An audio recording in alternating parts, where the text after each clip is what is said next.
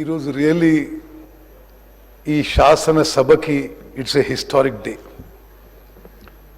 కొన్ని దశాబ్దాలుగా ఉమ్మడి ఆంధ్రప్రదేశ్లో కానీ ప్రత్యేక తెలంగాణ రాష్ట్రంలో కానీ ఎస్సీ కేటగరైజేషన్కి ఈ సభలో బయట అన్ని రాజకీయ పార్టీలు అన్ని వర్గాలు యునానిమస్గా సపోర్ట్ చేసినా it did not become a reality.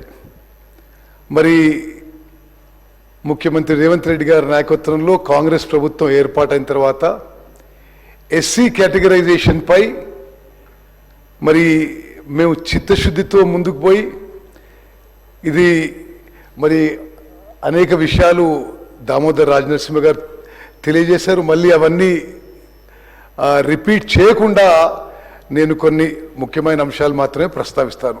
I keep it very short. I deem it by good fortune, ఇది నా అదృష్టంగా భావిస్తున్నాను.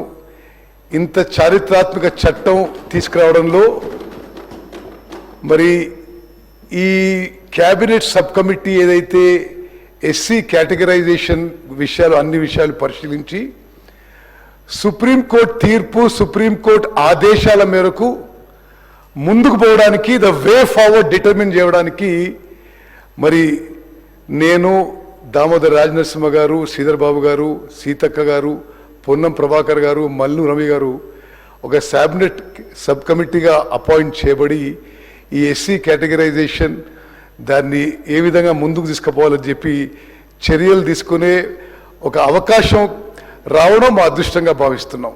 ఆ తర్వాత మరి దామోదర్ గారు చెప్పినట్టుగా 1 man జ్యుడిషియల్ కమిషన్ 84 రోజులు ప్రక్రియ చేసిన తర్వాత వాళ్ళు ఇచ్చిన రిపోర్ట్ మేరకు గ్రూప్ 1, గ్రూప్ 2, గ్రూప్ 3గా కేటగరైజేషన్కి వాళ్ళు రిపోర్ట్ ఇచ్చారు. This is truly a historic report. ఈ రిపోర్ట్ మేము క్యాబినెట్ సబ్ కమిటీలో వి ప్లేస్డ్. మరి మా క్యాబినెట్ అప్రూవ్ చేసిన తర్వాత శాసనసభలో కూడా ప్రవేశపెట్టి ఆమోదం పొందడం జరిగింది.